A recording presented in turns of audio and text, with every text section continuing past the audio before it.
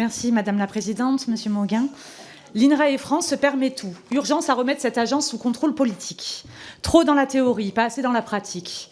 L'INRAE est devenue une ONG où des militants ont remplacé les scientifiques. Ces expressions, elles ne sont pas de moi, mais de Damien Greffin, vice-président de la FNSEA, Laurent Wauquiez, président de groupe ou président de région, on ne sait plus, mais en tout cas fin gourmet, ou encore Jean-Baptiste Moreau, ancien député Renaissance. Si je vous les cite en introduction, ce n'est pas tant pour vous rappeler cette fameuse Saint-Valentin où l'INRAE a osé sur Twitter rappeler l'importance du moins mais mieux de viande et de la végétalisation des assiettes.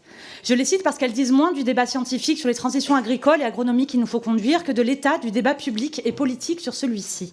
Elles disent moins des travaux d'immense qualité et d'immense importance que mènent vos équipes, et je les en remercie, que de l'incurie d'une classe politique et dirigeante méprisante pour la science dès lors que celle-ci affecte une posture électoraliste. Elles disent, Monsieur Mauguin, qu'il vous faudra être vigilant dans ce nouveau mandat qui va peut-être s'ouvrir pour vous à l'indépendance de votre agence, aux apports scientifiques que vous apportez à la décision politique, au rôle de contre-pouvoir de la science. Un contre-pouvoir et une indépendance nécessaires face à de puissantes forces d'intérêt qui préfèrent nier la science, des fondamentaux économiques et même la santé humaine pour promouvoir l'importation et la dépendance aux phytosanitaires, le recours à la technique comme solution magique à l'effondrement du vivant et au changement climatique. Vous le dites, vous le démontrez, vous l'expérimentez sur le terrain, vous le prouvez.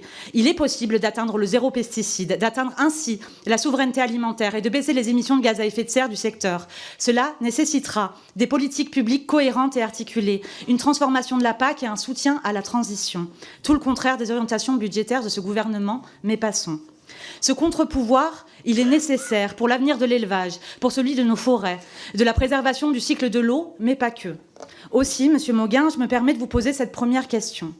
Pourquoi votre institut n'a-t-il pas réagi publiquement au changement d'indicateurs éco-phyto, alors même que les scientifiques de l'INRAE ont historiquement participé à la co-construction de l'indicateur NODU? Monsieur Mauguin, et parce que nous devrons nous prononcer sur votre nomination à la fin de cette commission, qu'avez-vous à répondre à ceux qui réclament l'urgence à remettre cette agence sous contrôle politique et que mettrez-vous en place pour absolument ne jamais y donner suite? Je vous remercie.